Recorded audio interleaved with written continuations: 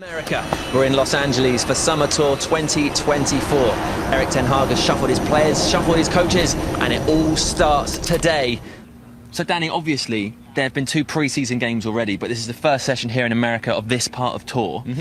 What's the first session all about? We've just seen some session on the bike there. I know they're moving around here for, it looks like some stretching. Yeah, it'll be quite light.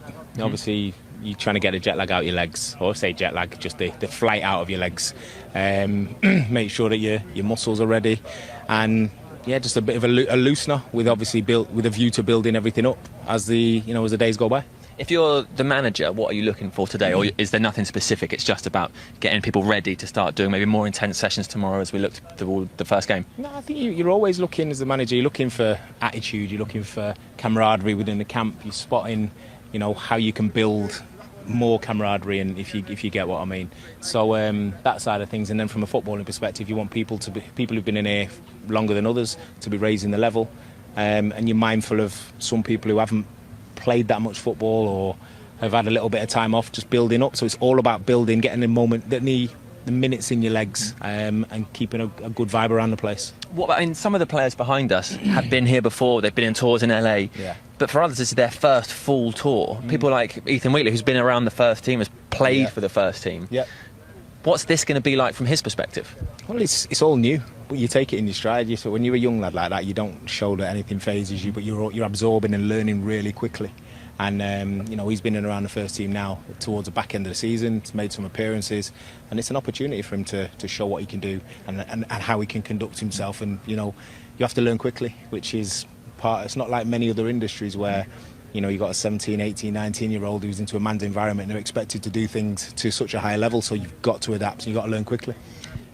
These experiences, do they shape the season in terms of, you talked about camaraderie for those players that have been maybe training with the first team, the likes of Harry Amas, but maybe haven't been on the pitch often?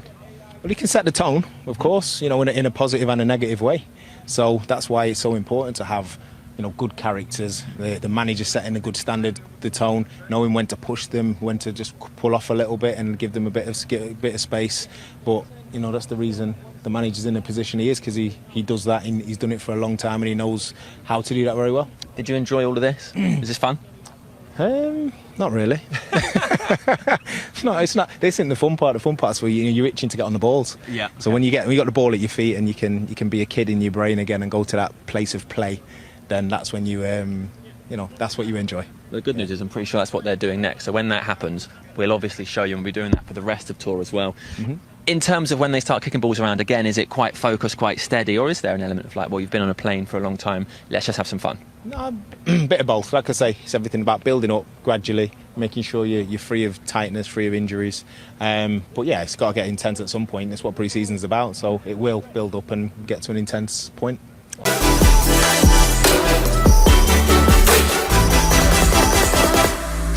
I know you'd want to get on the ball. The players are now out there and they've started kicking balls, having a little run.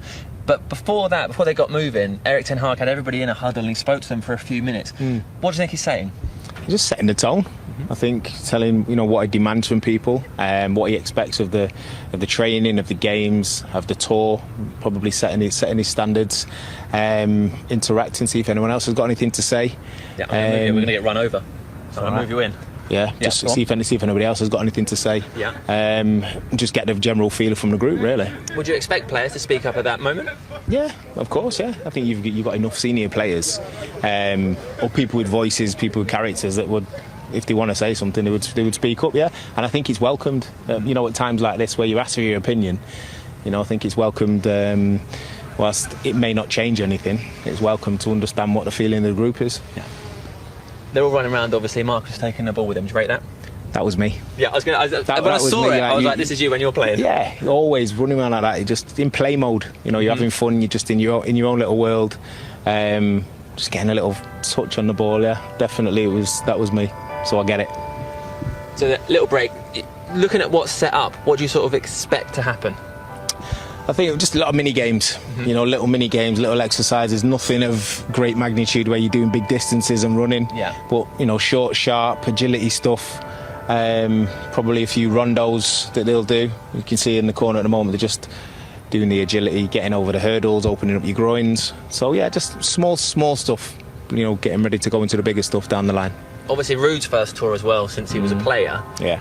What do you think he's going to bring to the forwards? You know what? I think not just the forwards. I think he'd be really good as a man manager. I do. I think getting around people, helping them tweak with their little tweaks in their game. So strikers, if you want to use them as an example, there's no better player, with the movement of Ruud.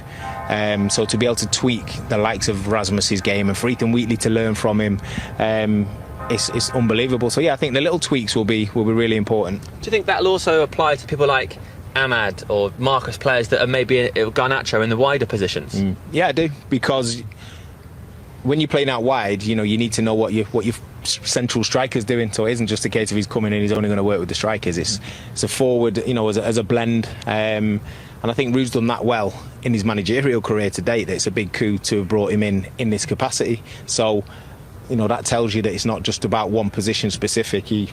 All areas of the pitch. He knows what he's talking about. We're a few days from the first game against Arsenal. Yeah. Do you think the manager's decided what his team is already, or do you think it's going to be decided by what happens in these sessions? No, I think some of it's decided on minutes needed.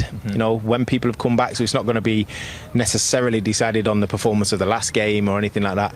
It'll be balanced on load. They always monitor the load. Have you had 45 minutes, then an hour, then maybe you get your 90 minutes in, and then from there on in towards the end of the tour, you'll start to see more of what he's looking for when more players come in and they've got minutes in the legs.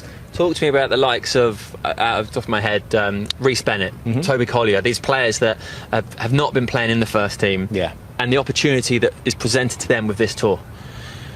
It's the same with all the young players. When you have an opportunity, if you're 16, 17, 15, 16, 17, and you come in through and all you're looking for is to be in the manager's eye line. Whether you're walking down the corridor, whether you're on the on a training pitch, you want to be noticed by the manager. So this is an opportunity for you to take that deep breath, step out your comfort zone and express yourself and show what you're about. And it's easier said than done. some people buckle under the pressure. They're looking around at their peers, and all of a sudden their peers are the likes of Marcus Rashford and Casemiro, and it's the people who learn quickly, do things with humility, and can adapt and show themselves are the ones who generally catch a manager's eye. This is a completely unfair question, but I'm going to ask it. We've seen the impact of Garnacho. We mentioned that earlier, and Cobby's season last year was just incredible. It's not fair to say who's going to do that next, because these are super talented players and the opportunities existed and so on. But are there players you look at and you go, yeah, I really see a future there? Of course. Every one of them who's there at the moment, and this isn't just a blanket comment, but everyone who's there at the moment could catch a manager's eye. Somebody could get injured, they could get an opportunity. You only have to look at Marcus Rashford for that. His trajectory was very much playing in the under-18s, had barely played under 21s. Then all of a sudden he gets an opportunity in the first team. So yes, it's not all about, it's definitely going to be this player. It's sometimes an opportunity arises, and they've all got that opportunity to be in front of the manager.